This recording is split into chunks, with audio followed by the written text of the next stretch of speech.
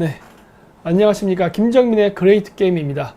오늘은 이란 제재와 무너지는 1대1로에 대해서 말해보도록 하겠습니다. 지금 최근에 이란에 대한 경제 제재 이야기가 나오고 있는데, 이 이란에 대한 경제 제재 이야기가 나온다고 해서 중국에 대한 관심이 지금 미국이 약해진 게 아닙니다. 이란에 대한 경제 제재는 예전에도 말했듯이 북한의 비핵화, 그 다음에 중국에 대한 무역 제재에도 연관되어 있는 것들이에요. 그렇기 때문에 이런 것들을 입체적으로 볼 수 있어야만 지금 일어나고 있는 여러 국제관계를 종합적으로 이해할 수 있습니다. 자, 그래서 먼저 그거 이전에 최근에 있었던 여러 가지 방송에 대해서 좀 말씀드리려 합니다. 제가 이번 주에 찍었던 김기사와 아지매 있거든요. 9편. 보시면요. 이게 시청하려고 딱 누르면 요즘 이런 메시지가 뜹니다. 여기 사진에도 나왔지만은 다음 콘텐츠는 유튜브 커뮤니티에 의해 일부 시청자에게 부적절한 불쾌감을 주는 것으로 확인되었습니다 라고 나와요. 그래서 확인을 누르면 보시는 거고 취소하면은 빠져나가는 거예요. 이런 식으로 되게끔 되어 있는데, 여기 보면 로드 중 오류, 탭하여 다시 시도 이런 식으로도 나오고 그래서 이게 잘리고 그러는데, 제가 그래서 요거를 풀려고 크리에이터 스튜디오로 들어가서 봤더니 이미 관리자가 직접 확인했다는 메시지가 뜨더라고요. 근데 이번 방송의 주제가 뭐였냐면요, 돈을 자기가 벌어서 유학하는 방법에 대한 겁니다. 근데 그게 부적절하다고 하는 게 말 자체가 이게 안 되거든요. 그날은 제가 정치 이슈도 거의 얘기한 게 없는데, 그러니까 이거 보니까 얘네들이 검열도 안 하고 그냥 무작정 막는 것 같다는 생각이 딱 들더라고요. 그리고 또 다른 분들이 이렇게 보내주셨는데, 이렇게 카톡 친구 후, 박사님과 카톡 친구 후, 지금 제 카톡 완전히 다 지워지고 카톡 새로 개정했어요. 이런 식으로. 이런 것들이 이게 나오고, 이런 일들이 발생하는데, 그리고 잠깐, 이러한 현상이 있었습니다. 이게 뭐냐면은, 다음 콘텐츠는 유튜브 커뮤니티에 의해 일부 시청자에게 부적절하거나 불쾌감을 주는 것으로 확인되었습니다 해서, 요 밑에 보면, 절차를 이해했으며 계속 진행하기를 원합니다. 요거를 누르면은 동영상이 나와요. 근데 일단 이런 화면이 나오니까 사람들이 이 화면만 보고 안 나오나 보다 하고 그냥 가버리는 거예요. 사실 요 밑에 이 절차를 이해했으며 계속 진행하기를 원합니다. 요걸 누르면 볼 수 있어요. 요걸 누르면 볼 수 있지만 일반적으로 사람 심리가 이게 나오면 이거 삭제됐구나 라는 생각을 받게 되거든요. 삭제 안 됐는데. 그래서 이런 식으로 요즘 제 컨텐츠를 막는 것 같다라는 그러한 느낌을 받았습니다. 밑에도 보면은 제목이 그거잖아요. 부모님 돈빙 안 뜯고 유학하기. 그래서 자기가 벌어서 유학하는 방법에 대해서 가르쳐 주는 내용인데 이게 왜 문제가 되는지 모르겠어요. 그래서 요거는 제가 당시에 영상을 캡처해 놓은 겁니다. 자, 이게 새벽에 이런 일이 일어났고 제가 한번 봤었어요. 이렇게 나온다는 거예요. 그래서 이걸 누르면은 영상이 이렇게 보입니다. 네. 그러니까 사람들이 근데 보통 안 누르죠. 그러니까 누르면 되는 거예요. 누르면은 영상이 보이게 돼 있고, 또 뭐가 있었냐면 새벽에 제 크리에이터 스튜디오가 갑자기 잠기는 사태가 있었어요. 여기 보시면 이제 제가 한번 플레이를 해볼게요. 크리에이터 스튜디오는 제가 관리하는 거 아닙니까? 근데 제가 관리하는 건데 그게 갑자기 작동이 안 됐었어요. 새벽에. 그러니까 아지매 방송 찍은 그 당일입니다.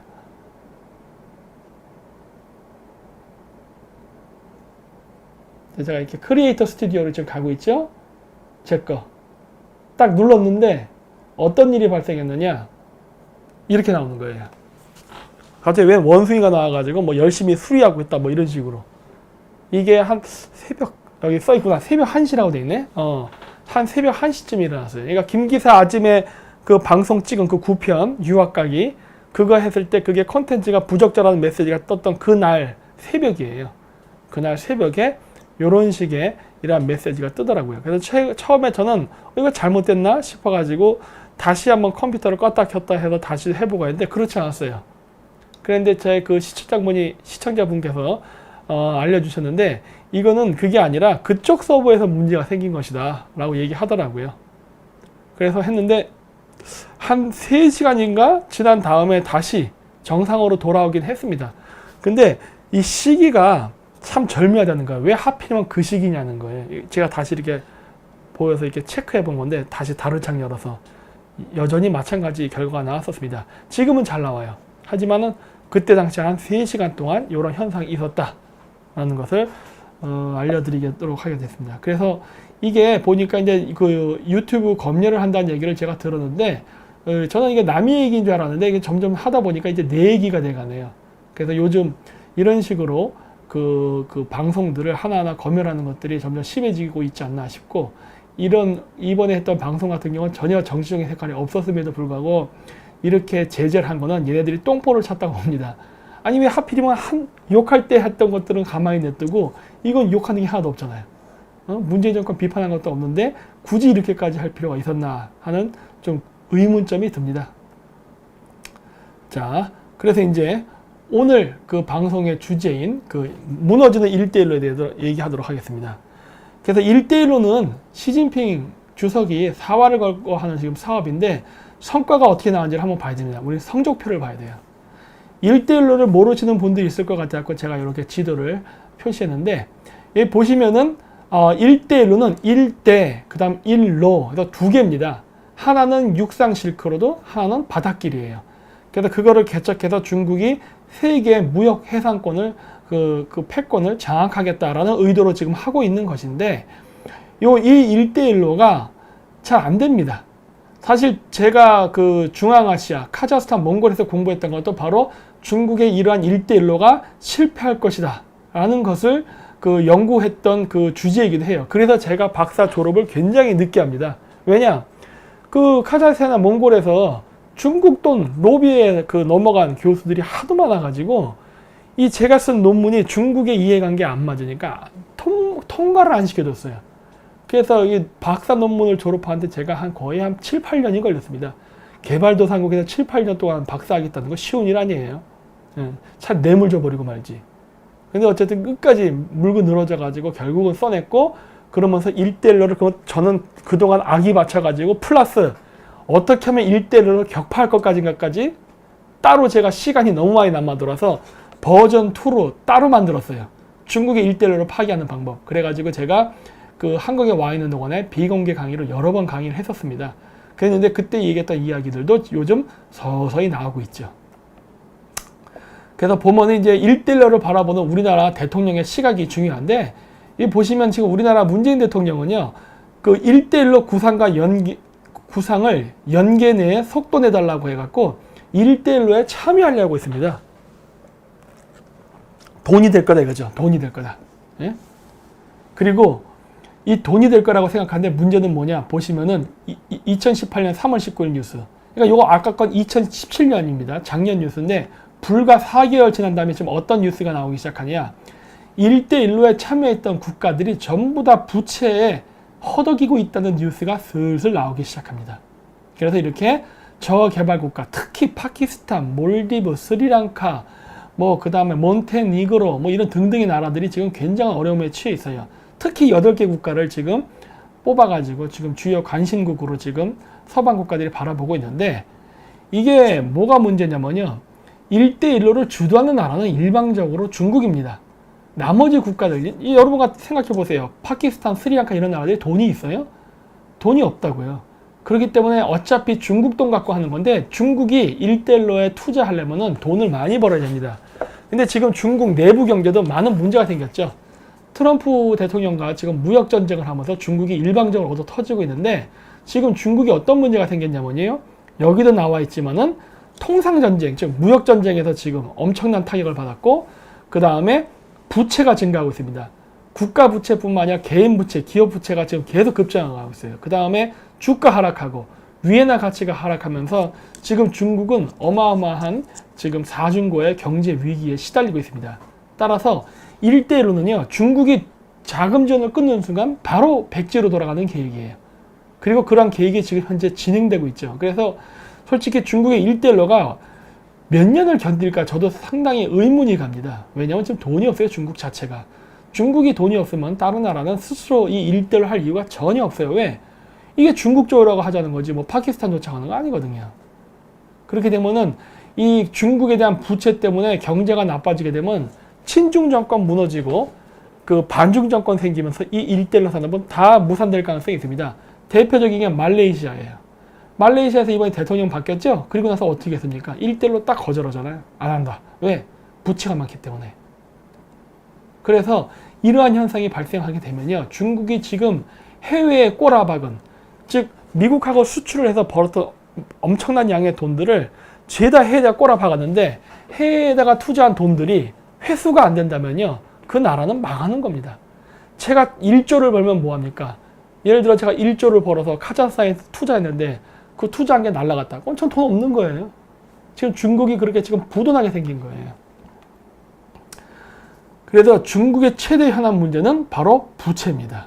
그래서 중국에서 보시면요. 이게 6월 25일자 뉴스인데 올해 들어 중국 채권 시장에서 모두 24건의 디폴트가 발생했다. 디폴트 규모는 약 4조 원으로 작년 같은 기간보다 40% 늘었다. 부도나는 회사들이 늘고 있습니다. 금융시장도 불안하다. 지난 1월의 고점에 비해 19%나 떨어졌다. 대형주 중심인 CSI 300 지수도 1월 고점보다 18% 하락했고 지난주 중국 증시의 시가총액은 일주일 만에 570조 원이 줄었다 해요. 이거 6월 25일이에요. 지금 8월입니다. 더 떨어졌어요. 그리고 우리가 부채를 얘기할 때 가장 많이 얘기하는 거는 그 부채 규모도 얘기하지만은 그 GDP 대비 얼마인지를 굉장히 얘기 많이 합니다. 그러니까 GDP라는 게 뭐예요? 1년 동안 그 나라가 벌어들이는 수입이죠. 그 GDP 대비 몇 프로의 부채를 가지고 있다 얘기하는데 이미 2016년도에 250%를 넘었어요. 지금은 2018년이잖아요. 어떤 사람들은 그래요. 지금은 280%에서 많게는 1000%까지 본다 그래요. 이게 숫자가 이렇게 격차가 큰 이유는요. 중국 통계가 개판이기 때문에 그런 겁니다. 근데 저는 1000%까지는 몰라도 적어도 700%는 갔을 거라고 봐요, 지금. 그 얘기는 뭐예요? 뭐 미국이 맨날 부채 국가다 뭐다 하는데 미국의 부채는요, 중국같이 이렇지 않아요. 중국은요, 지금 지코가 석자입니다. 그리고 미국은 달러를 갖고 있는 기축통화 국가예요. 중국하고 비교가 안 되는 나라라고요. 그 중국은 부채를 갚으려면 달러가 필요한 겁니다. 그렇죠? 요즘 뭐 비트코인도 하고 뭐 유로화도 하고 별짓 다 하는데 결국 갚을 때 화폐는 달러예요. 근데 미국이 달러를 거부하면 어떻게 되는 거예요? 아니, 그 비트코인이나 금이나 그 다음에 저 유로화로 부채 갚는 걸 거부하면 어떻게 되는 거예요? 다 필요 없고 달러로 환전해서 갖고 와. 이렇게 되면 어떤 문제 생겨요? 중국 문제 생긴다고요. 그래서 내가 자꾸 문제 있다고 하는 거예요, 중국에. 미국하고 관계가 나쁘면 미국이 그거를 좋게 해주겠어요? 당연히 어렵게 하고 힘들게 만들지. 따라서 중국이 갖고 있는 부채는요, 100% 달러로 갚아야 되기 때문에 GDP 대비 뭐 250, 뭐 700% 이런다고 해서 그걸 그러면 위에나를 팡팡 찍어갖고 미국한테 준다고 해서 미국이 위에나 받을 것 같아요? 안 받지? 달러로 받는다고요. 결국 중국은 이러한 문제가 있는 거예요. 뭐 그런 얘기도 해요. 중국이 미국의 국채를 팔아가지고 미국을 위협할 수 있다. 택도 없는 소리고 그건 이미 여러 번 제가 강의했으니까 그건 뭐 따로 말할 필요 없고요. 만약에 그런 짓을 하면요, 중국은 달러로 환전한 다음에 그 빚 갚아야 됩니다. 국채 갖고 흔들려 그러면 미국은 빚 갚으라 그래요. 그래서 중국 시총 2조 달러 증발했다. 예?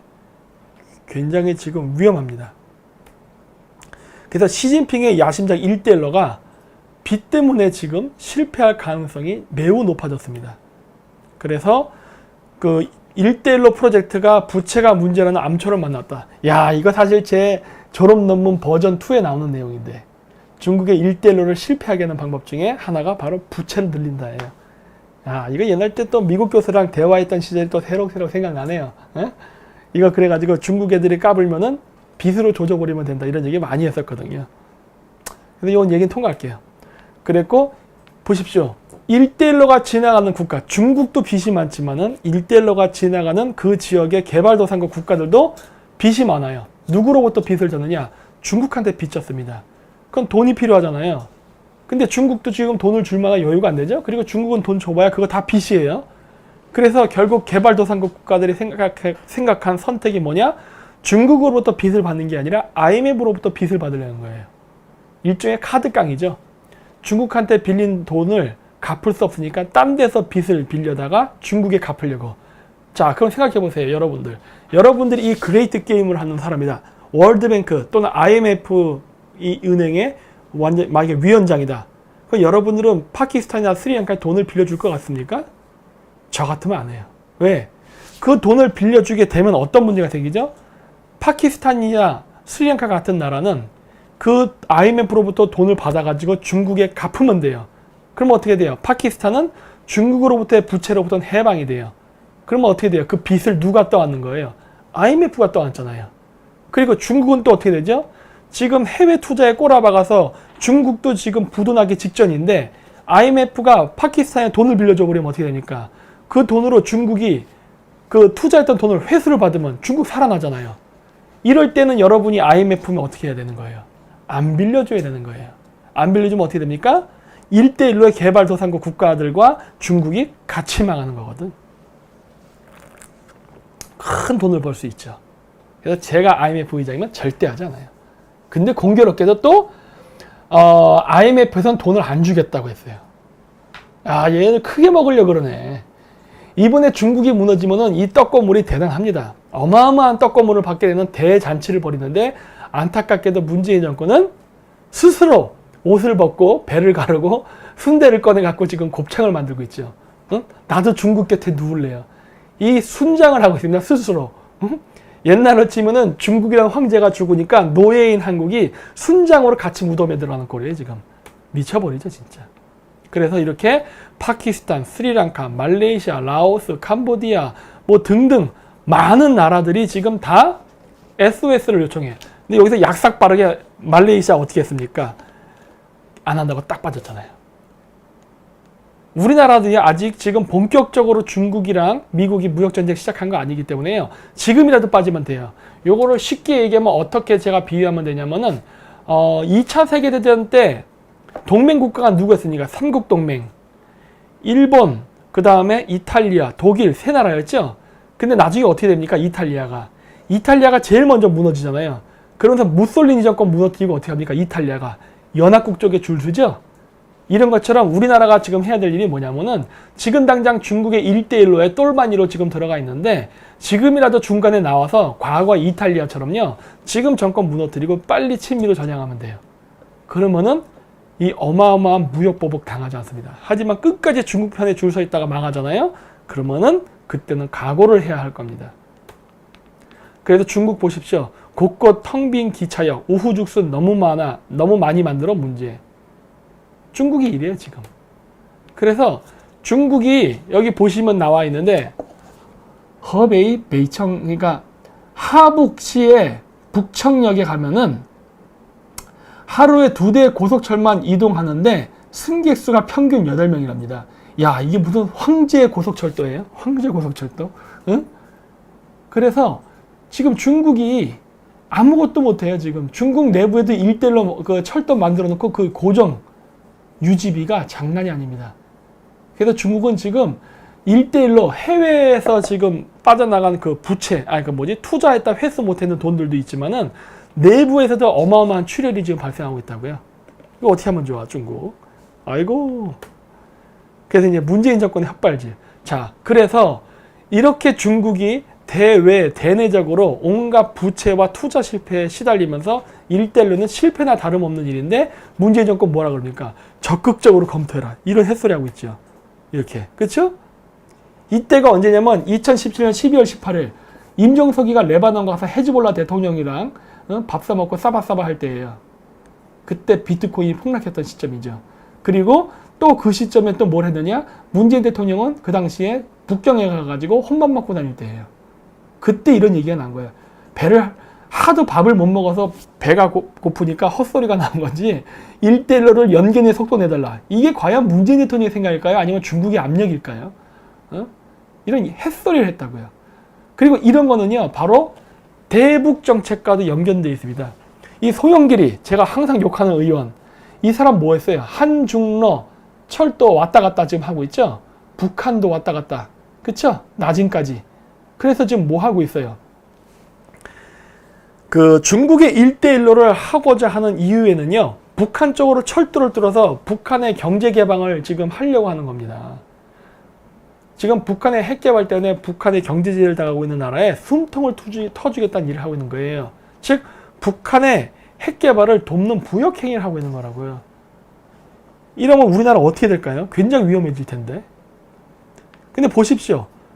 트럼프 초강력 중국 제재에 서명해서 중국 자본의 미국 투자 급제동해갖고 지금 중국 자본이요 미국에서 쫓겨나고 있는 상황입니다. 제가 여기다가는 지금 올리지 않았는데 지금 어떤 현상이 발생하고 있냐면요.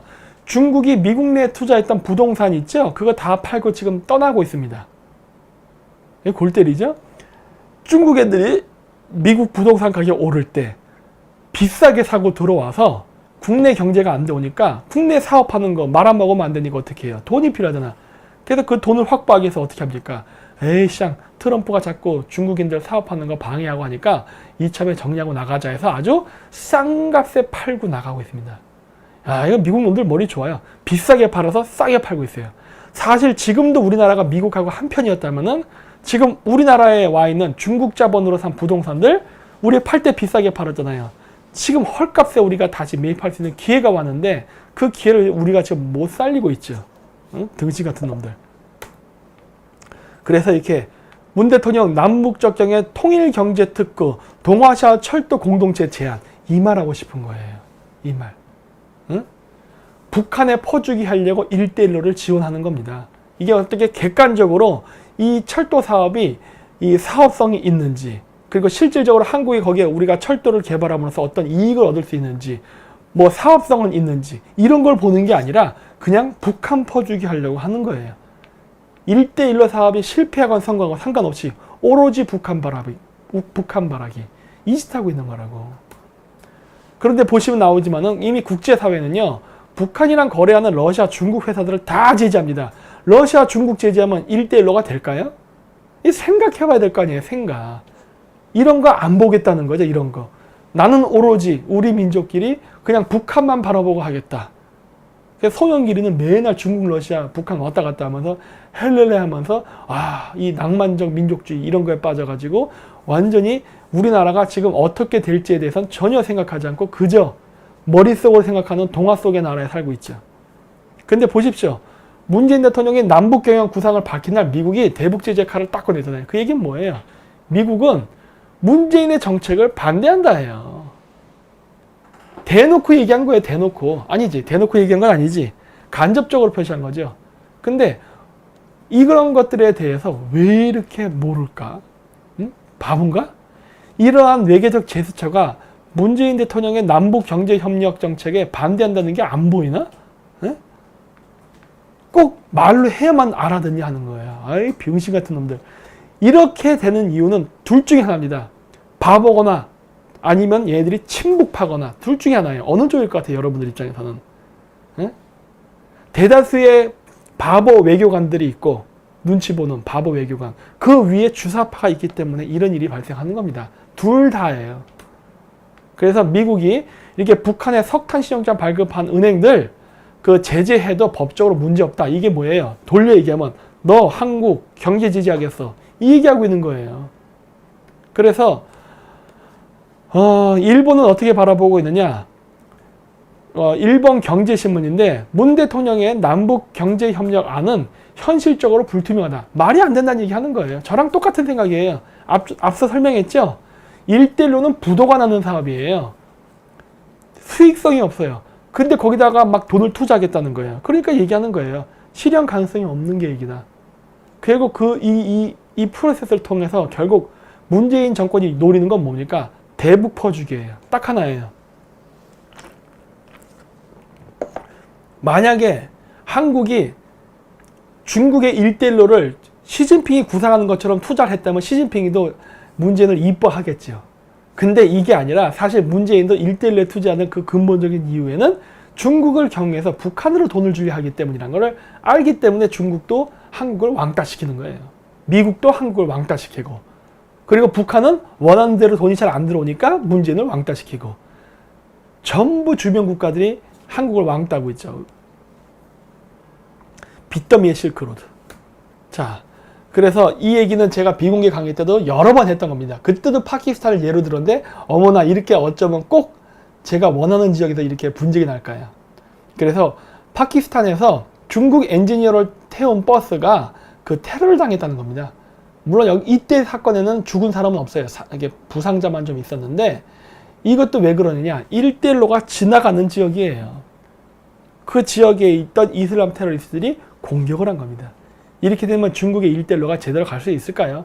이거 철도 완공시켜놓고 딴 데 공사하러 간 사이에 이 파키스탄에서 또 한 번 테러가 난다면, 예를 들어 철도라던가 고속도로라던가 그 다음에 뭐 가스 파이프라인 같은 게 폭발을 당한다면 어떻게 할 거야? 다시 백도해서 수리하고 또 가나? 그럼 또 폭파시키면 어떻게 할래요? 응? 그레이트 게임은 이런 식으로 하는 거거든요. 그래서 중국 일대일로 곳곳에서 파열음. 왜 그러느냐? 빨간색으로 쳐놨죠? 파트너들의 하차 움직임. 일대일로에 동참했던 동남아 국가들의 하차 움직임이 심상치 않다. 말레이시아, 파키스탄, 미얀마, 스리랑카, 네팔 등 국가들의 일대일로 협력을 폐기하거나 재검토에 들어간 상태이다. 왜? 빚에 쪼들려서 그렇습니다. 빚에 쪼들려서. 일대일로 최대 수혜국이자 친중국가로 알려진 파키스탄의 경우 620억 달러 규모의 합작 사업 가운데 라호르에서 벌어진 경전철 사업이 차질을 빚으면서 국제통화기금 IMF에 그제 금액을 신청할 위기에 처해 있다. 근데 IMF는 뭐라 했죠? 돈 안 줘. 딱 얘기했죠. 2015년부터 20억 달러를 투입해 최근 시험 운행에 들어간 이 경전철 사업은 중국이 세계 선보의 일대일로의 상징적인 프로젝트로 지목돼 왔다. 그래? 이런 상징적인 일대일로 프로젝트가 이번에 실패한다면은 일대일로 프로젝트에 대한 전반적인 국제적 이미지는 완전 박살나겠네요. 그럼 이거 반드시 박살나야겠네. 또 예측할 수 있는 거 상상을 해보십시오. 파키스탄에서 테러리스트 활동이 급증하겠네. 딱 머리에 떠오르는 거예요. 이렇게 되겠구나. 그 다음에 터키 주재 미 대사관의 수차례 총격, 사상자는 없어. 이거 되게 이상한 사건이에요. 이거 딱 보면 되세요. 아니 이럴 거 왜 했을까 하는 거예요. 이럴 거. 그리고 미국 대사관에 고작 경비원을 죽이겠다고 총을 쏴? 여기 보면은 AP통신은 터키 민영 이흘라스 통신을 이용해서 이날 오전 이른 시각 대사관 앞을 이동하던 흰색 차량에서 4-5차례에 걸쳐 총이 발사됐습니다. 이 얘기는 뭐냐면 4-5차례 총. 이거 추측한데 권총이네. 권총이야. 권총으로 총 쏜 거야. 총이 발사됐으며 대사관 외부 6번 문 앞 경비초소를 목표로 삼았다. 이게 뭐야? 응? 뭐 이거 타격 주지도 않을 거 왜 미국의 성질을 건드리는 짓을 했을까? 뭔가 이상한데? 라는 생각이 딱 드는 거야. 이 기사를 보는 순간. 이 테러의 목적이 무엇일까 하는 거예요. 범인도 못 잡고. 뭔가 이상해요. 뭔가 이상해. 그리고 중국의 일대일로 빚 좋은 개살구 신세 망하고 있다는 거죠. 중국 정부와 파키스탄 정부는 과다르항, 그래서 신장 웨이월 자치주의, 그러니까 위구르 자치주의 카스까지 연결하는 총 길이 3,000km. 야, 3,000km래요. 저 3,000km를 어떻게 지키나? 폭탄 테러리스트들로부터. 사업에 합의했다. 460억 달러 규모의 이 사업은 중국이 추진하는 1대1로 프로젝트의 대표적 사례다. 아까 얘기했죠? 파키스탄에서부터 연결되는 것 그 대표적 사례라고. 요거는 지도를 보셔야 됩니다. 자, 구글 지도. 과다르항이 어디냐면요. 여기쯤에 있어요. 과다르 표시 안 되네? 제가 표시하겠다. GWAR. 과다르. 왜 표시 안 돼? 이런 제기를. 자, 그러면은 제가 그냥 할게요. 한 여기쯤에 있습니다. 여기. 표시가 안 되는데, 여기쯤에 있어요. 여기쯤에. 과다르항이. 여기쯤에 과다르항이 있는데, 이 과다르항서부터 티베트로 연결하는, 이 티베트로 연결하는 고속도로를 뚫었어요. 가스 파이프라인이나 기타 여러 고속철도 작업도 지금 여러 가지를 하고 있는데, 이게 파키스탄을 횡단해서 티베트를 뚫고 여기 우루무치까지, 여기 우루무치까지, 여기까지 연결하는 사업이에요. 보십시오. 이 산들 만년설 보이죠? 야, 이거 뚫느라도 아주 고생 오지게 했겠네. 돈 엄청 썼겠네요, 진짜. 그래서 파키스탄서부터 신장 위구르 자치주까지 연결하는 이 3,000km 험해 여기를 뚫었댔는데 이 지역을 중국은 어떻게 지키려고 이 짓을 했을까? 제가 그 얘기했잖아요. 시리아 내전에서 훈련받은 3만 명의 지하디스트들이 신장 위구르 자치주로 들어왔다는데 이거 어떻게 막으려고 그래 이거? 응? 가미가제 공격하면 이거 막을 방법이 없는데 중국이 이 짓을 하고 다녀 이 짓을. 아이고 참 불쌍한 것. 전혀 동정감이 안 듭니다. 어쨌든 그래서 이런 일을 했는데 파키스탄은 이런 사업들을 위해 중국으로부터 대규모 차관을 도입해 국가 부채가 눈덩이처럼 불어났다. 근데 IMF가 돈 안 주겠다고 하고 있죠. 그리고 지난해 국가 부채가 외환 보유액 214억 달러의 2배가 넘는 564억. 망했네. 응? 7월 25일 총선에서 승리해 8월 18일 취임한 임란 칸 파키스탄 총리는 국가 부도를 막고자 IMF에 120억 달러 규모의 구제금융을 신청을 고려하고 있다 했는데 이미 그거는 파토나서 안 한다고 했습니다. 미국이 요청을 해서 IMF가 안 하겠다고 했어요. 망했죠. 이번에 새로 생긴 이 임란 칸 파키스탄 총리는 새로 생긴 총리네. 그럼 이 새로 부임한 총리는 그 앞 정권의 중국과의 어떤 그 이해관계, 파키스탄 중국 간 연결하는 고속도로, 가스 파이프라인, 고속철도 등등의 사업에서 이 뇌물을 먹지 않는 사람이잖아요. 그건 자기랑 이권관계 없는 사업인데 보통 이럴 때 개발도상국 국가는 어떻게 하는지 아십니까? 다시 원점으로 이렇게 해요. 너 나한테 돈 안 줬잖아. 이런 식으로 한다고. 아이고 미래가 보이네요. 그리고 여기 보면 78개국은 대부분 저개발 국가다. 그래서 경제협력개발기구가 최근 발표한 국가위험도 분류에 따르면 1대1로 프로젝트에 참여한 78개국 평균 국가위험도는 7점 만점에 5.2점. 고득점 아주 얻었네요. 그래서 신흥국의 평균 국가위험도 3.5를 감안한다면은 거의 2배 가까이 위험도가 높은 거예요. 이 국가 위험도가 높아지면 얘네들 부채 어떻게 될까요? 이자. 이 나라들 다 외국으로부터 돈 받은 부채 있잖아요. 이자가 어떻게 될까요? 국가 위험도 올라가면은 이자 올라가요. 미국의 금리 이런 거 생각할 필요도 없어. 이것 때문에 이자 올라가. 그럼 이 나라가 버틸 수 있을까? 가뜩이나 중국에 대한 부채 때문에 허덕거리는 이 나라가 무디스 그 다음에 뭐 골드만삭스 이런 데서 그 JP 모건이들 국가 평가를 야, 저 나라 위험해. 국가 신용 등급 낮추겠어 이러면은 박살나는 거예요. IMF는 돈 안 주겠대. 어쩌면 좋아. 미래가 보이죠 지금. 중국의 1대1로 프로젝트는 미국이 2차 세계대전 이후 유럽 복구를 위해 추진했던 마샬 플랜과는 성격이 다르다. 당시 미국은 전쟁으로 피폐해진 유럽 국가의 재간을 돕고자 조건 없이 자금을 지원했다. 그런데 중국은 자국 국유은행을 통해 저개발 국가의 자본을 빌려주고 인프라를 구축하는 방식으로 1대1로를 추진해왔다. 그래서 보통 뭐라 얘기하느냐? 중국의 이러한 그 자원 내교를 바로 경제, 돈을 이용한 제국주의라는 얘기를 많이 했어요. 그러면서 중국이 이러한 자신들의 1대1로를 추진하면서 뭘 했느냐? 그 자국은 도움이 될 게 없어요. 왜? 빚더미에 앉으니까. 중국의 돈을 받아서. 하지만 그 프로젝트를 유지시키기 위해서 뭘 했느냐? 바로 상위 계층의 엘리트 정치인들에겐 뇌물을 매겼습니다. 그러다 보니까 어떻게 돼요? 그 나라의 정치인, 대통령이 됐든 국회의원이 됐든 그 나라가 기둥뿌리가 흔들리고 나라가 망하고 상관없이 나는 돈을 벌으니까 나는 정치 자금을 받고 뒷돈 받고 이런 거 하니까 나라가 망하건 말건 나는 그냥 중국이랑 관계를 갖고 헤헤거리고 간다 이런 짓 했다고요. 그러다 망한 거예요. 그리고 그 과정 속에서 어떤 정권은 무너진 겁니다. 지금의 문재인 정권의 미래를 보는 것 같죠. 응? 근데 그래서 얘기했잖아요. 중국 돈 받으면 절대 안 된다. 근데 여기도 보십시오. 미국 같은 경우 마샬 플랜 할 때 어떻게 했어요? 그거를 그냥 무조건적으로 도와줬어요. 우리나라가 해방되고 난 이후에 우리가 어떻게 살아남을 수 있었어요? 미국으로부터 무상원조라는 게 있었죠? 무상원조예요. 무상원조. 응? 중국은 무상원조 해주지 않았어요. 그 무상원조와 아웃소싱 이런 오다를 통해서 우리는 삼성, 현대, LG 같은 대기업이 생긴 건데 지금 그거를 배신하고 지금 중국에 붙겠다고?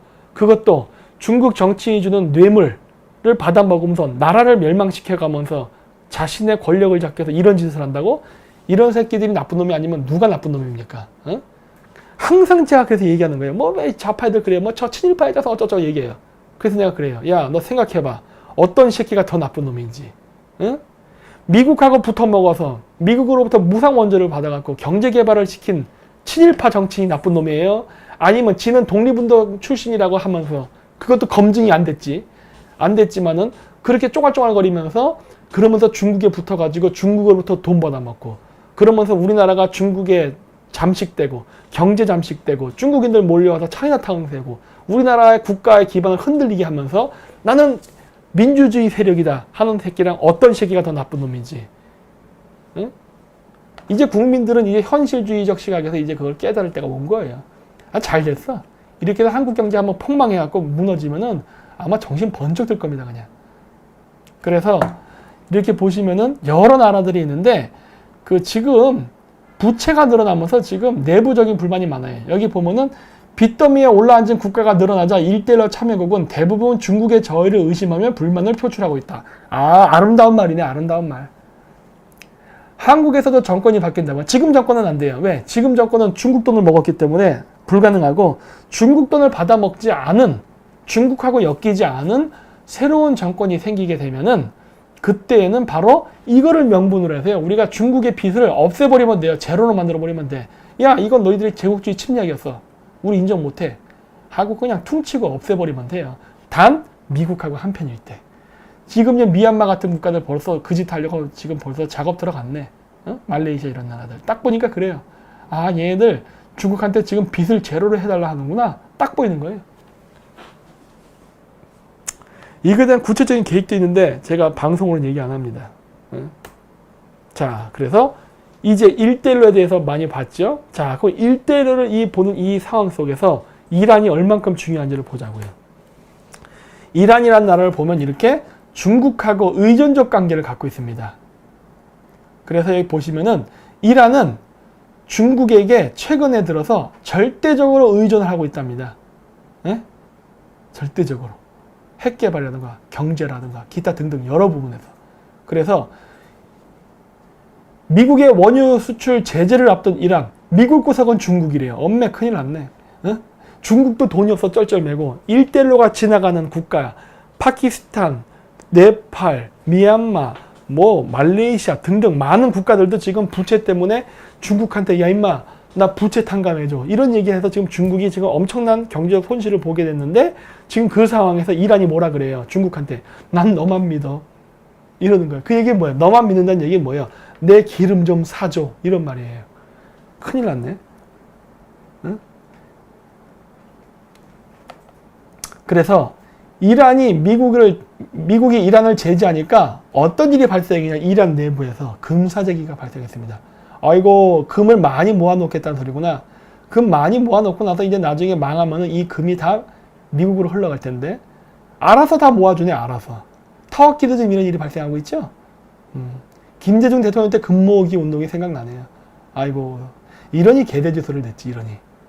그렇지만 이 메커니즘에 대해서는 제가 얘기하지 않겠습니다. 왜? 죽을 놈은 죽어야 되니까. 그래서 이용호가 이란을 방문했는데 이 시점이 뭐냐? 바로 미국이 이란을 제재한다고 했던 거의 그 당일입니다. 보세요. 리용호 북한 내무상 제재 재개 첫날 이란을 방문했다. 왜 했겠어요? 제가 얘기했잖아요. 북한의 핵개발과 이란은 하나로 메커니즘을 움직인다고. 미국이 이란을 제재하는 것은 북한의 비핵화랑도 연결되어 있는 거예요. 그냥 하는 거 아니라고. 이용호가 이란이 미국에 의해서 경제 제재를 당한 그 첫날 이용호가 왔다는 소리는 뭐예요? 북한의 이해관계가 이란에 깊숙이 꼽혀 있다예요. 자, 그러면 이걸 연결해서 생각해 보세요. 트럼프 대통령이 조만간 김정은 또 만날 수도 있다고 하죠? 그건 지금 트럼프 대통령이 중간 선거 때문에 조급해서 그런 것 같아요? 아니면 지금 북한이 아쉬운 거예요? 북한이 아쉬워요. 북한 자칫 잘못하다 이번에 체제 붕괴된다니까? 김정은이. 이란에 대한 미국이 재개된 시점에 맞물려서 그래서 보시면 그들은 여기 뭐예요? 이게 이란하고 북한이에요. 테헤란에 북한의 무기 밀매 업자가 살고 있다는 점. 이거 내가 얼마나 많이 얘기했어, 이 얘기를. 그렇죠? 이제 공식적으로 뉴스에 나오네. 응? 두 나라의 미사일이 비슷한 구조와 형태를 취하고 있다는 점에 주목했다고 전했다. 응? 이것도 얘기한 부분이죠. 이란이 북한의 무기를 사고 있다고요. 미사일도 사고 핵 개발도 돕고 있고. 응? 그래서 핵 협정 이후 자금 받아 핵 미사일 개발했다라고 보안 뉴스에 나왔죠. 여기 제목이 뭐예요? 위에, 왼쪽 위에. 리용호 이란 방문 도움 안 돼. 그렇죠?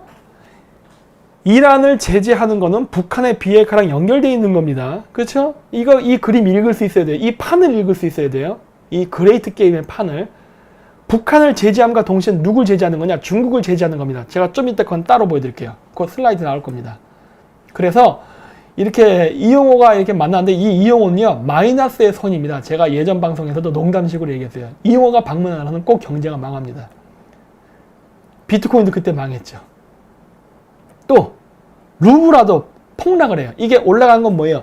1달러를 줬을 때 루브라를 얼만큼 받냐인데 그 4월 4일 이전에는 1달러를 주면은 루블라를 한 58루블을 받았어요. 1달러를 주면 58루블을. 근데 갑자기 4월 4일을 기점으로 해가지고 1달러를 주면 한 63루블을 받는 거예요. 그럼 얼마야? 59, 60, 61, 60, 5루블이 떴네. 어휴, 많이 떴다. 이런 일이 발생한 거예요. 그럼 4월 4일 날이 무슨 날이었느냐? 이용호가 러시아를 방문하겠다고 말했던 날이에요. 그때 러시아의 루블라가 폭락하고 미국 나스닥에 러시아 기업들의 주가가 폭락했던 시점입니다. 딱 그 시점이에요. 그 얘기는 뭐예요? 미국의 경고예요. 러시아한테 야 쓸데없는 짓 하면 죽는다. 협박한 거예요. 근데 러시아가 그거에 대해서 방어를 했나요? 못했죠. 미국이 금융 공격을 해서 때리니까 얻어 터진 거예요. 지금도 볼까요? 보세요. 루블라가 평가 절하된 상태로 있죠. 오히려 8월 3일 그 시점부터 루블라가 더 폭락하죠. 러시아 경제 죽었어요 지금. 근데 러시아는 이런 상황에서 어떻게 환율 방어를 하고 있나요 지금? 전혀 못하죠. 러시아가 환율 방어를 못해요. 왜? 돈이 없으니까. 그 국제유가 올라가면 러시아에 도움이 될까? 도움 되겠죠. 빨리 러시아가 트럼프랑 얘기를 해서 이제 그만하고 이제 중국 때려잡기에 이제 합쳐야 되는데 왜 이렇게 러시아가 자꾸 시간을 끌까? 좀 안타까워요. 안타까워. 근데 보십시오. 그건 러시아가 중국 편이냐? 그것도 아니라는 거예요. 보세요. 북극 항로엔 러시아 선박만 중러 갈등의 가능성. 그래가지고 북극 항로에서 러시아 국기를 단 선박만 석유, 천연가스, 석탄 등의 에너지 상품 운송 독점권을 갖게 할 것이다 라고 얘기했어요. 러시아 애들이. 근데 중국은 뭐라 했겠냐? 북극 항로가 전 세계 공통 소유해야 된다. 이 새끼들 봐 하여튼. 지들에게 불리하면 요따위 말해. 아름다운 말. 그럼 남중국해는 왜 지들 소유하려고 그러는데? 응? 그래서 보안은 러시아가 현재로서는 중국이 북극 항로 개척에 참여해 북극 항로 인접 국가의 부족한 기초 인프라 건설에 참여해 주기를 원한다고 전했다. 중국과 러시아는 지난해 12월 북극과 인접한 러시아 서시베리아 지역 야말반도에서 액화천연가스를 공동 개발하는 프로젝트를 시작했다. 하지만 북극 항로를 둘러싸고 중러 간 이해관계가 맞서고 있는 만큼 향후 양국 사이에 충돌 가능성이 있다고 전문가들은 예측했다. 관측했다. 아, 이거 가스네? 가스. 항로가 이렇게 됩니다.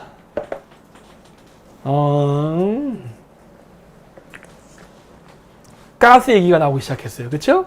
자, 이제부터 잘 봐야 돼. 이제 가스 얘기가 나옵니다. 물론 제가 원유랑 가스를 다 얘기할 거지만 가스를 수입하겠다는 거예요. 중국과 러시아가 항로 때문에 갈등을 일으키고 있는데 주로 가스랑 관련이 있다. 만약에 LNG 가스가 가격이 올라간다면 러시아는 행복하겠네요. 왜? 이 운송은 러시아가 독점적으로 해서 자기네들이 운송료도 중국으로부터 받고 그 다음에 가스도 만약에 LNG 가스 가격이 올라가게 된다면 꽤 비싼 가격에 중국에 팔아서 돈을 벌 수 있으니까. 그쵸? 가스 가격이 올라간다면 유가는 어떻게 될까요? 같이 올라가겠죠? 왜? 그런 사태가 일어나려고 하나? 이런 의심이 드는 거예요. 이런 뉴스를 보니까. 자, 보세요. 러시아 대통령 보좌관 문재인, 김정은 동방경제포럼 참석 안 할 듯. 딱 나오죠?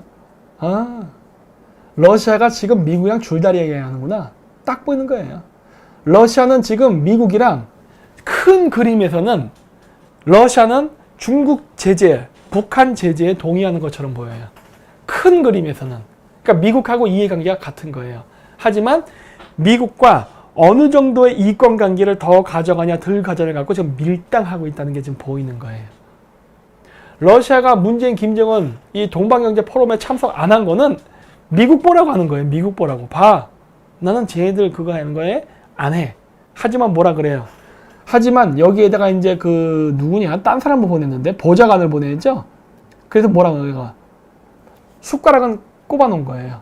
야, 대통령은 못 가지만 나는 왔잖아. 이런 식인 거예요. 그게 뭐야? 지금 러시아가 양다리를 걸치면서 있지만 양다리를 걸쳤다고 해서 러시아가 북한이나 한국을 바라보고 하는 게 아니라 미국을 바라보고 있다는 거예요. 즉 한국하고 북한에다가 숟가락을 꽂고서 미국을 쳐다보는 거죠. 야, 너 나한테 더 안 주면은 얘네들한테 협조할 거야, 이런 식으로. 하지만 협조 못 합니다. 왜? 돈 나는 나라랑 협조해야지. 돈도 안 나라에 빠떼 꼽아봐야 뭐 하겠어요. 이거는 그냥 러시아가 미국 바라보고 좀 더 좋은 협상적 그 우월권을 획득하기 위해서 밀당하는 거예요. 자, 그러면은 이런 상황 속에서 어떠한 일이 벌어질까 하는 겁니다. 이제부터 모사드의 마사지가 물론 예전부터 시작됐지만 본격적으로 시작될 가능성이 높아요. 중국은 이란에서 일어난 반정부 시위 지지자들을 미국하고는 반대로 지원합니다. 그래서 이게 무슨 얘기냐? 이란 정부에 지금의 이란 정부에 반대하는 시위자들이 있어요. 이 시위자들을 미국이 지지합니다. 근데 중국 정부는요, 이란 정부를 지지해요. 왜? 여태까지 해오는 길이 있으니까. 지금 정권 무너지면은 반중국 정권 생길 수 있거든요. 그러니까 중국 입장에서는 당연히 현 이란 정권을 지지하죠. 거기에 천문학적 투자를 했다는 소리예요. 여기 보면 나오죠. 뭐 철도 협약해갖고 뭐 돈 주는 거. 결국 철도 개발이란 명목으로 뇌물 주는 거예요. 내가 얘기했잖아. 중국 애들 뇌물 주는 전형적인 수법이 뭐예요? 사업한다고 하면서 돈 주는 거. 그랬는데 여기 보면 호메이니가 뭐라 얘기했느냐? 이 이란 내에서 일어나는 반정부 시위는 미국과 이스라엘이 공작하는 것이다 라고 얘기를 했어요. 그래? 나도 그렇게 생각해요. 저도. 모사드의 마사지가 상당히 있을 거라고 봐요. 왜? 이란이 시리아랑 힘을 합쳐서 북한의 핵 개발을 돕고 그 핵을 중동에 가져와서 이스라엘을 위협하는 데 쓰는데 그럼 이스라엘이 가만히 있어요? 당연히 공작하지. 그리고 이란 정권 전복시키게 마사지 하겠죠. 저는 그렇게 생각해요. 그래서 이란 정부를 무너뜨리려고 하는데 중국이 끼어들어서 이란 정부를 돕게 되면은 중국 내에 있는 이스라엘 자본은 어떻게 될까? 아이고, 중국 망했네. 딱 보이는 거예요. 아이고, 1대1로 망하겠네. 그래서 이란만 막는다면 그래서 사우디아라비아가 이스라엘한테 항공을 통과할 수 있는 그 허가권을 줍니다. 그래서 어떤 일이 발생하는 거냐? 인도에 그 관광 가는 거 중요하지 않아요. 그런 게 아니라 이란 여차하면 폭격하겠다예요. 이란 여차하면은 통과할 수 있기 때문에. 만약에요. 이스라엘이 이란을 물리적으로 폭격하는 최악의 사태가 발생했을 때 사우디아라비아를 이란이 공격할 수 있을까요? 그렇다면 전쟁이 확전되는데 못한다고. 이란은 여기서 중립지켜버리면 돼요. 사우디아라비아는 중립지켜버리면 된다고. 나는 이스라엘 이란 싸우는 거 관심 없어. 난 중립. 이래버리면 어떻게 돼요? 이스라엘 비행기가 사우디아라비아 영공을 통과해서 이란을 공격하고 도망갈 때 그 비행기가 사우디아라비아 영공으로 들어가 버리면요, 이란은 공격할 수가 없게 됩니다. 일방적으로 이란이 터지는 전쟁이 되는 거예요. 이거 대단한 전쟁이죠. 대단한 발상이에요. 훌륭해. 이런 게 진짜 공작이지. 그러한 이야기가 나오고 나서 이란에서 암호화폐를 거래하지 않겠다는 이야기가 나와요. 그래서 전 이 뉴스를 보고서 이란이 한 발 뒤로 물러섰구나 라는 걸 느꼈어요. 자, 그래서 이제 가스가 나옵니다. 벌써 뉴스에도 나와요. 중국, 미국산 가스에 보복관세를 매긴다. 근데 중국발 가스 대란이 온대요. 이게 웃기죠? 중국이 미국산 가스에다가 관세를 매겨서 보복하겠다는데 지가 얻어 터지는 꼴이야. 이게 뭐 하는 짓이야? 그러면 LNG 가스 가격이 올라간다는 소린가? 이렇게 되는 거예요. 단순히 관세만 붙여서? 그 이제 좀 봐야죠. 중국, 미국 압력에도 이란 석유 수입을 위해서 이란 유조선으로 수송선 교체한다. 즉 뭐예요? 이란 유조선으로 수송선을 교체해준다는 소리는 이란이 운송까지 해가지고 그 운송비를 받아먹게 수입 구조를 늘려준다는 소리예요. 이렇게 되면 미국 입장에서는 어떻게 되는 거예요? 중동에서 중국으로 들어가는 원유나 가스는 차단시킬 가능성이 높네? 라는 게 보이는 거예요. 만약에 중국이 중동으로부터 석유와 가스를 수입할 수 없게 되면 어디로부터 수입하면 되죠? 러시아, 미국 있잖아요. 러시아의 북극 항로를 통해서 가스 이런 거 수입하면 되고 알래스카로부터 들어오는 또 원유랑 가스가 있잖아요. 미국.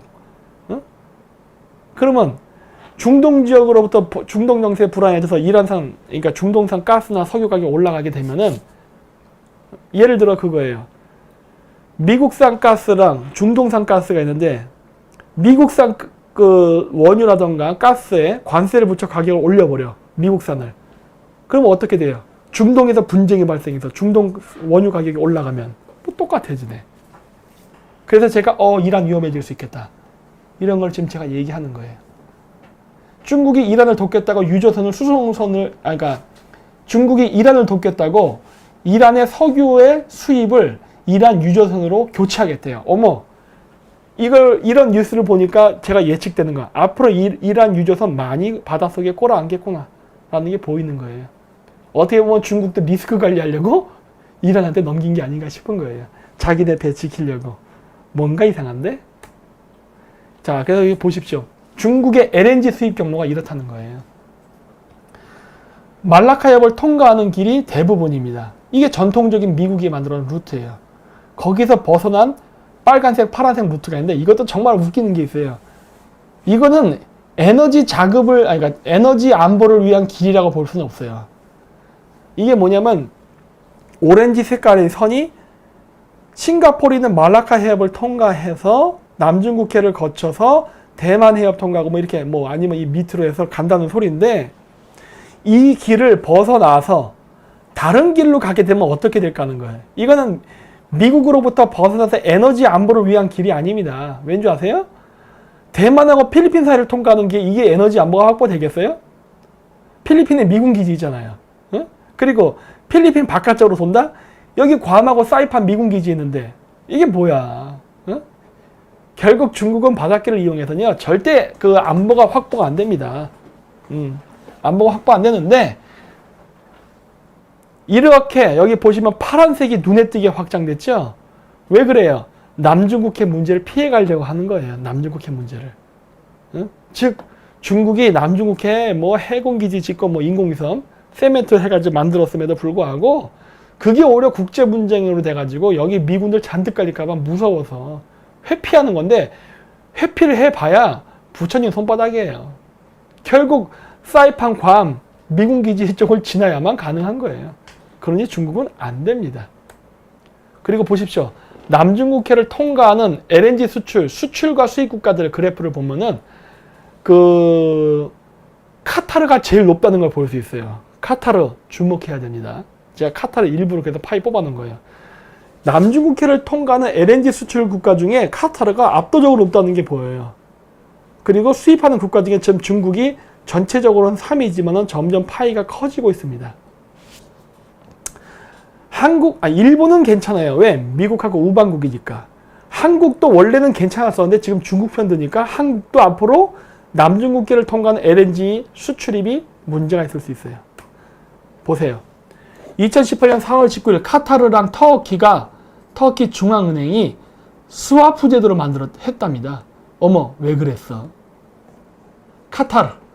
카타르가 뭐죠? 남중국해를 통과해서 LNG 가스를 파는 나라 1위 국가예요. 얘가 터키랑 스와프 제도를 맺었네? 어떤 일이 예측되세요? 어떤 일이? 응? 카타르도 망하고 터키도 망하겠다. 딱 보이죠? 그리고 보세요. 이란 원유를 수입하는 규모입니다. 한국, 중국, 일본이에요. 중국이 압도적으로 높죠? 중국이 이란 석유를 압도적으로 많이 수입합니다. 이건 양의 기준이에요. 양의 기준. 한국도 많이 먹네. 한국이 일본보다 많이 수입하네. 이거 어쩌면 좋아? 응? 벌써 한국의 미래가 보이죠? 벌써 이런 거에서도. 그리고 또 보십시오. 이란 원유를 수입하는 국가의 순위입니다. 톱 10. 중국이 제일 높아요. 그리고 여기 보면은 이란산 비율, 그러니까 중국이 수입하잖아요. 밑에 퍼센테이지가 뭐냐면 그 원유를 여러 나라에서 수입을 하는데 수입하는 나라 중에 이란 원유가 차지하는 비율이 10%라는 거예요. 물론 앞에서 보면은 양적으로는 뭐 굉장히 많아요, 중국이. 근데 워낙 중국이 그 소비를 크게 하는 나라다 보니까 전체적으로는 10%에 해당한답니다. 근데 물론 이 10%도 큰 거예요. 절대 무시 못 합니다. 그리고 일본은 이란에 대한 의존율이 5.9%, 한국은 7.4%, 인도 11%, 그 다음 뭐 이렇게 남아공 등등으로 10개의 국가가 있는데 제가 일부러 색깔을 다르게 표시했습니다. 왠지 아세요? 요것 때문입니다. 한국, 중국, 일본은 남중국해를 통과해서 그러니까 원유를 수입받는 나라예요. 순위로는 거의 1등, 3등, 4등인가 그래요. 이 나라가 남중국해에서 문제가 생기면은 원유를 수입하는데 막대한 타격을 받습니다. 또 하나, 터키, 그리스, 이탈리아, 프랑스, 스페인 이 나라는 중동 정세가 불안하게 되면은 원유 수입에 차질을 빚게 되는 나라예요. 근데 이것도 참 재밌는 이름이 잘 보세요. 그리스, 스페인, 이탈리아 이 세 나라는 누군지 아세요? 피그입니다. 피그. 그리고 그 피그를 먹여 살렸던 나라 프랑스, 그리고 최근 미국이랑 문제가 생긴 나라 터키, 이거 다 반미 국가네. 딱 그림이 보이는 거예요. 그렇죠? 반미 국가, 그러니까 즉 반미 친중 국가가 10개의 국가 중에 벌써 몇 개야? 중국 포함시킬게요. 중국 포함시켜서 중국, 한국, 터키, 그리스, 이탈리아, 프랑스, 스페인 7개 국가예요. 물론 사실 남아공까지 포함시켜서 8개의 국가인데 제가 남아공하고 인도를 보라색으로 칠해놓은 이유는요. 이 원유가 그러니까 중국하고 이해관계가 있지만 그 남중국해나 저 지역을 통과하지 않기 때문이에요. 그래서 제가 색깔을 보라색으로 칠한 겁니다. 인도는 중국하고 경쟁국가에 있죠.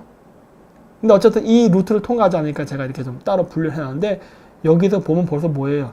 중국이 이란을 제재하게 되면 타격을 받을 것이라는 게 여기서도 보이는 거예요. 터키는 아까 누구랑 스와프 제도를 묶어놨죠?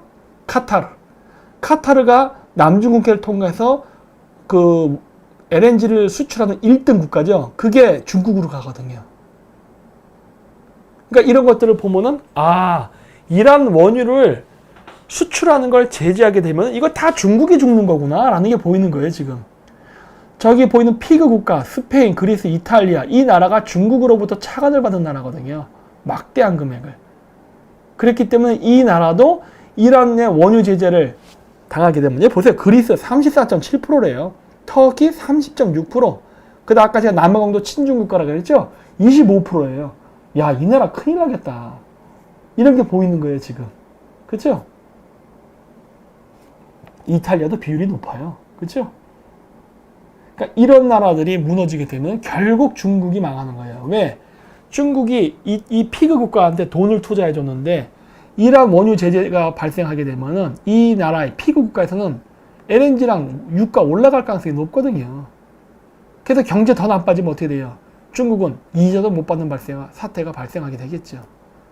그래서 여기 좀 더 쉽게 그리면은 중국의 1대1로의 육상 실크로드와 해상 실크로드의 핵심 거점 지역인 남중국해, 그 다음에 중동에서 분쟁이 발생하게 되면요. 1대1로는 끊기는 겁니다. 그렇죠? 딱 보이잖아요. 안 되는구나. 이게 그러니까 중국이 과거에 그 유목민족 맡겼다고 그 만리장성 쐈잖아요. 그런 것처럼 병신짓 한 거예요. 만리장성 쏴는 것을 유목민을 단 한 번도 못 막았죠? 그런 것처럼 에너지 만리장성을 쌓겠다고 해서 1대1로를 건설했는데 이 1대1로가 뻥뻥 뚫리는 거예요. 왜? 너무 길어. 너무 길기 때문에 포인트 공격을 해서 한 군데라도 구멍을 뚫어버리면 이 1대1로는 바로 스톱이 되는 거예요. 이게 전기줄과 같거든요. 전기선. 전기가 발전소서부터 가정까지 연결되어 있어야 우리 여기 보면 빛이 나오는 거죠. 그 중간에 싹둑 자르면 어떻게 돼요? 빛이 끊기잖아요. 딱 그 짝인 거예요. 그래서 어마어마한 돈을 투자해 놓고서 지금 단절되고 있는 겁니다.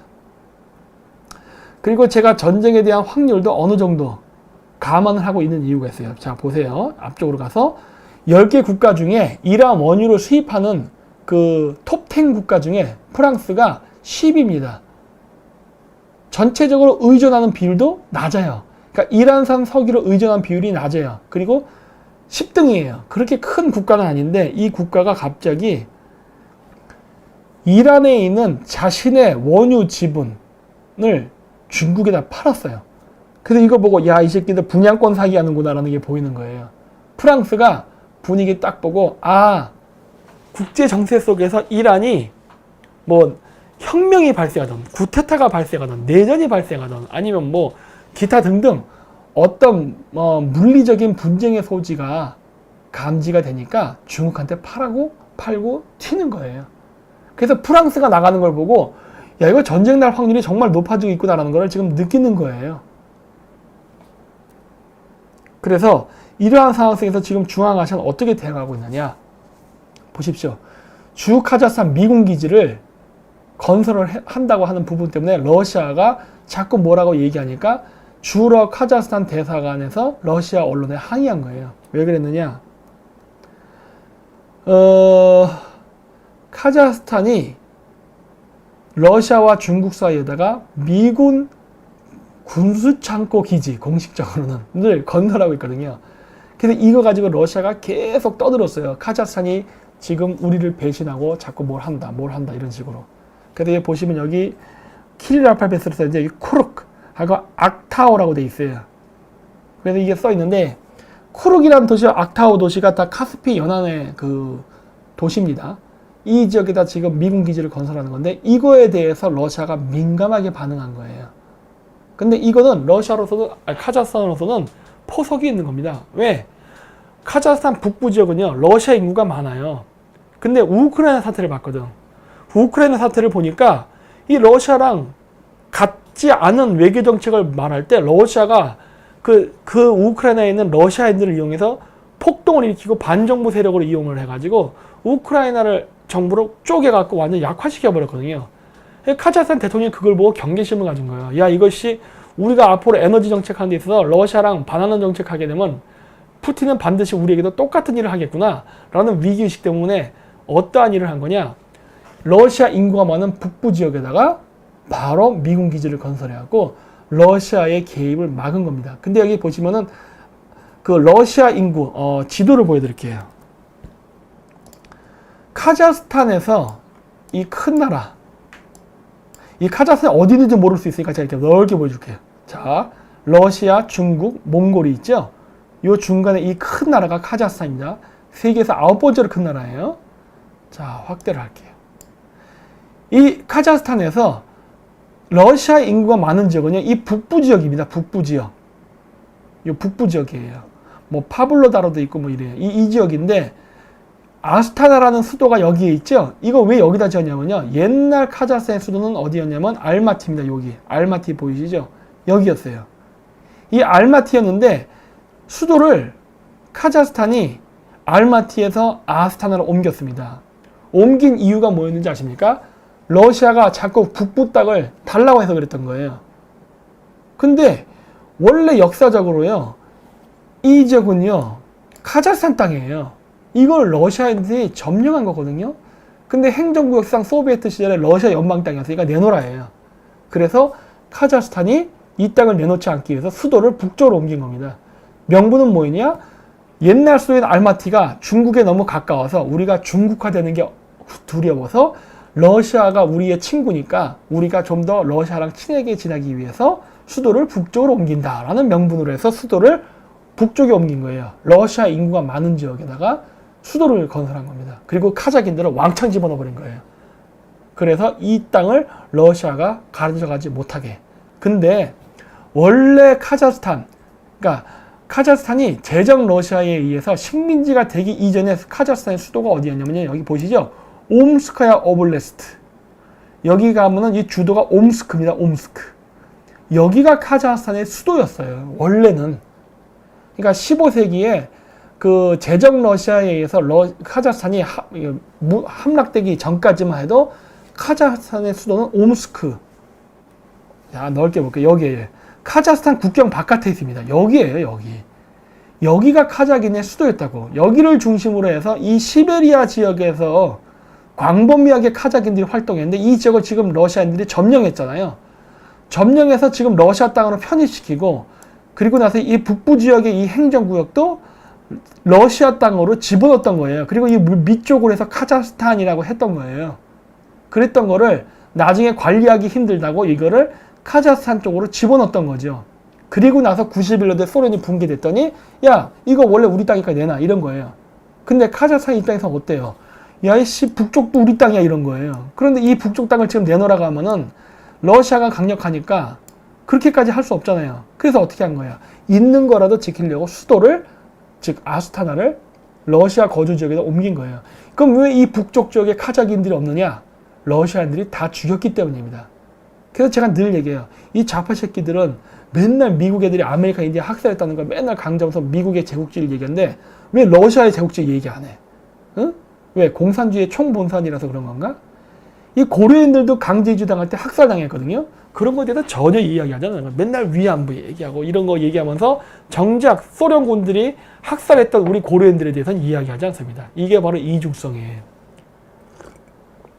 그래서 수도를 북쪽으로 지으면서 러시아 인구가 독립하는 걸 막기 위한 초석을 다졌고, 그리고 카자흐스탄이 잘 살려면 뭐가 필요해요? 카스피해가 필요합니다. 왜? 여기서 석유가 나거든. 그래서 이 지역을 러시아가 예를 들어서 카스피해를 점령한 다음에 야 북쪽 내놔 이렇게 되면 어떻게 돼요?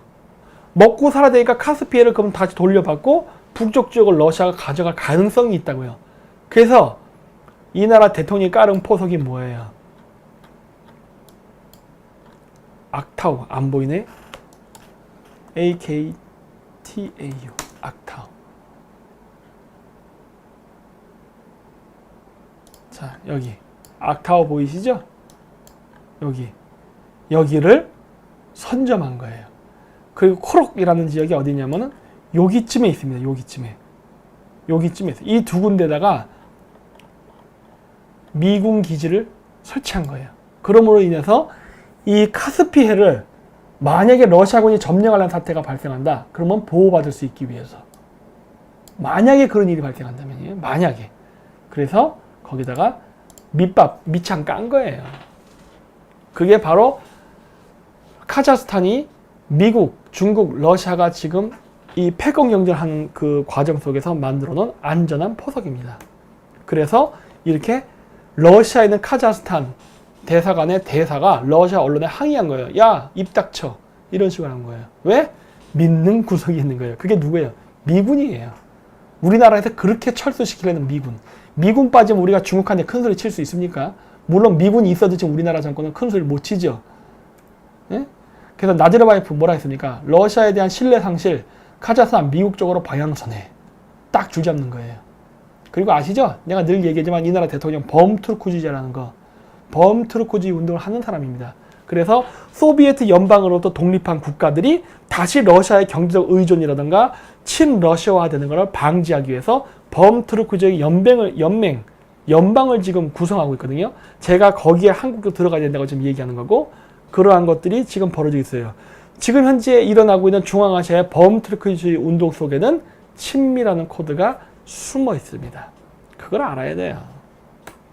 그래서 이렇게 카스피해를 개발하는 것을 지금 러시아를 배제시킨 채 지금 하는 것도 구상하고 있어요. 근데 그때 당시 러시아가 미군 기지, 여기 내가 쿠르크이라고 써놨죠? 쿠르크. 여기입니다, 여기. 미군 기지 건설하는 것에 대해서 항의를 하자 어떤 얘기를 했느냐, 카자흐스탄에서. 만약에 러시아가 그런 식으로 자꾸 카자흐스탄을 압박한다면 우리는 이란을 통과하는 파이프라인을 건설하겠다라는 이야기도 중간에 나왔어요. 그렇게 되면 어떻게 되는 거예요?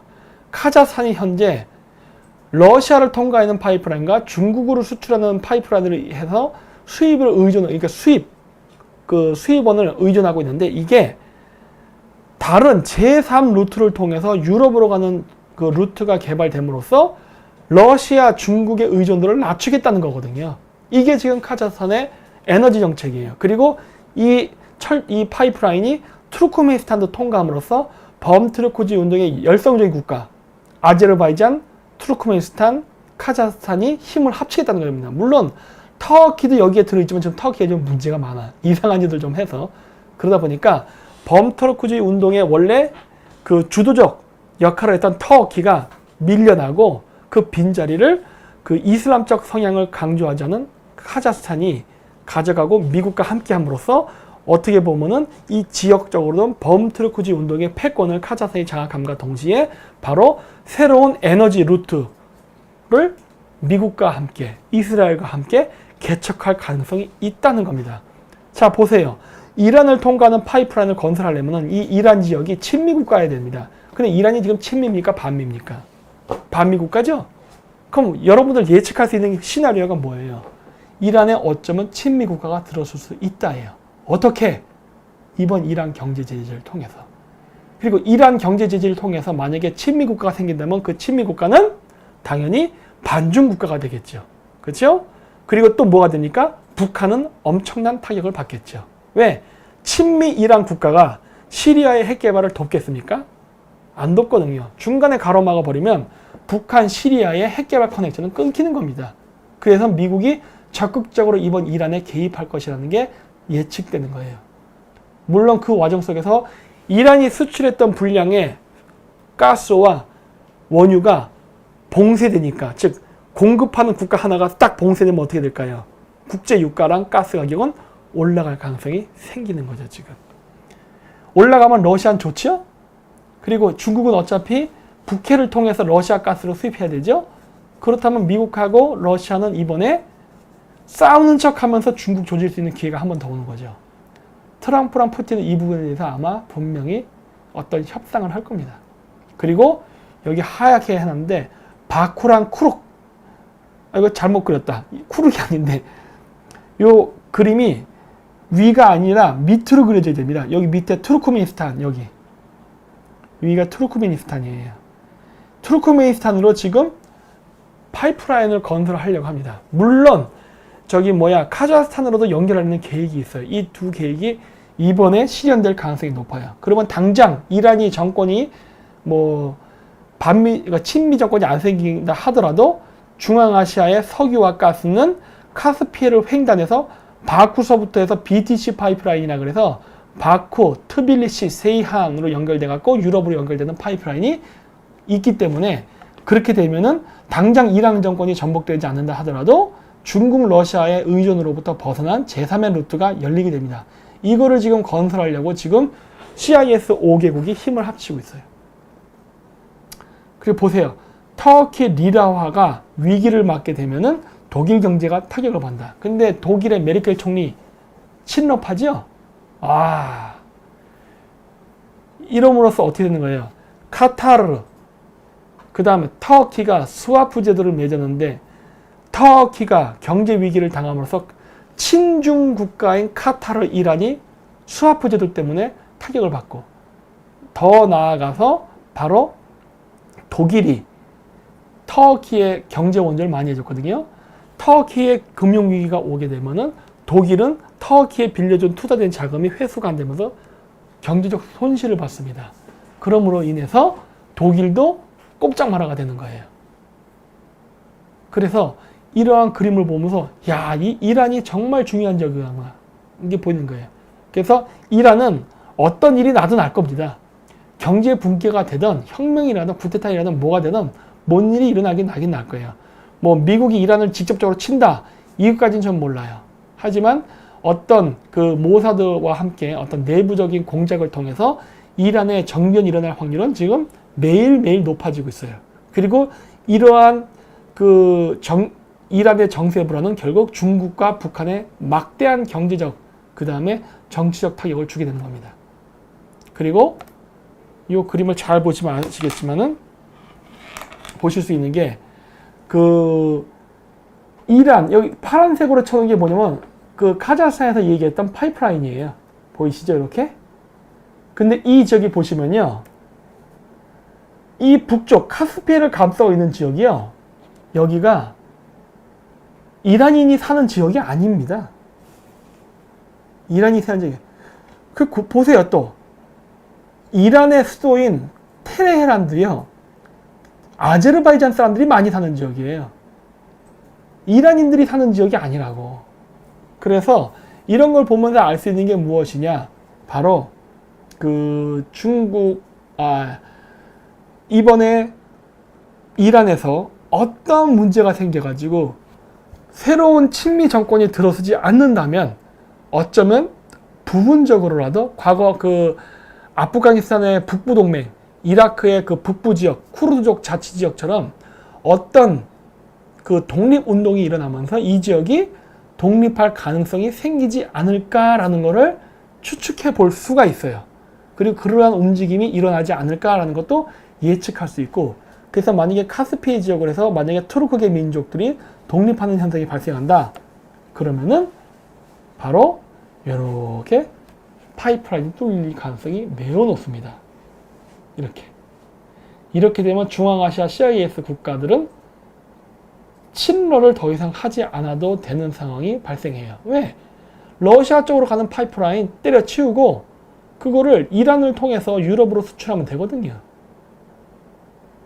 근데 이거를 막으려면 러시아도 마사지를 하면 되는데, 문제는 미군 기지가 있는 상태에서 러시아가 마사지하기는 굉장히 어렵죠. 그래서 이런 걸 보면서 야, 이 중앙아시아의 카자흐스탄이라는 나라가 미국이 이란을 제재하는 이런 국제적 정세, 이런 상황을 읽으면서 자국의 이익을 위해서 빨대 꽂고 있네? 라는 게 딱 보이는 거예요. 근데 여러분, 카자흐스탄 나라가 우리나라 못 사는 거 아시죠? 경제적으로나 여러 그 지표가 우리나라 아래인 거. 우리보다 못한 나라도 이런 생각을 하는데 우리나라는 왜 이럴까 하는 거예요. 응? 이 나라 독재국가라고 했잖아요. 이 나라 대통령 독재자라고. 아니, 이런 나라도 이런 생각을 하는데 우리나라는 왜 못할까? 그 서민경제 챙기고 서민정치 얘기하고 사람의 문제라는 우리나라 왜 정권은 우리나라보다 못한 이런 나라보다도 왜 대가리가 안 굴려지냐는 거예요. 중국의 일대일로를 미국이 견지하는 이러한 국제정세 속에서 다 지살길 찾아가잖아요. 근데 우리는 왜 일대일로에 꼬라박아서 우리나라를 멸망시키려고 하죠? 이 IQ가 참 낮네.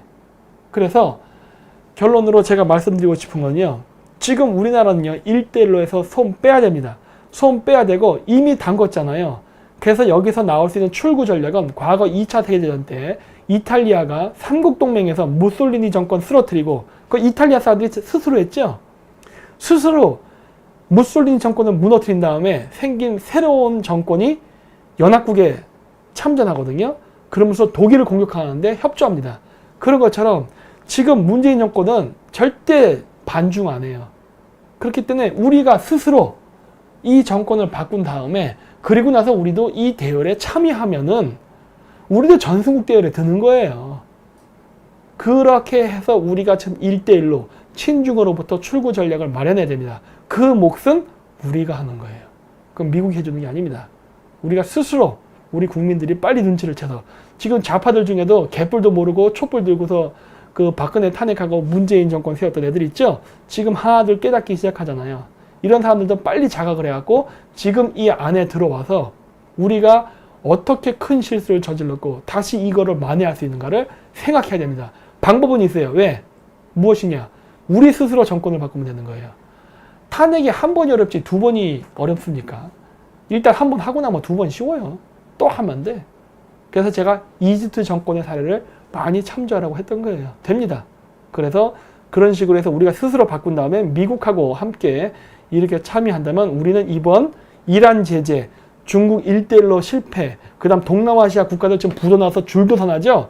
이 어마어마한 자원 부국들이 자원들을, 광산들을, 유전지들을 아주 값싸게 매물로 나눌 거예요. 그러니까 우리 먹어야 되지 않습니까? 우리도 에너지 독립 좀 해야지. 응? 생각하라는 거예요. 북한 퍼즐 생각하지 말고 지금 남한이 경제적으로 부국을 이뤄가지고 어떻게 북핵 개발을 저지시키고 압박을 해갖고 우리가 원하는, 우리가 주도하는 남북 통일 혹은 그 북한 정권을 바꿔서 UN 보호하에 친미 북한 정권을 세울 것인가를 지금서부터 생각해서 외교 정책을 해야 된다고 봅니다. 지금 정권이 안 된다면은 갈아엎어서 다음번 신정권이 해도 됩니다. 그거를 우리 국민들이 스스로 함으로써 우리가 그동안 만들었던 이 모든 외교적 실패 그리고 지금의 경제 불황을 극복할 수 있다는 것을 제가 조금이나마 조금 힌트로 알려드리는 시간이 됐습니다. 네, 들어주셔서 대단히 감사합니다. 마치겠습니다.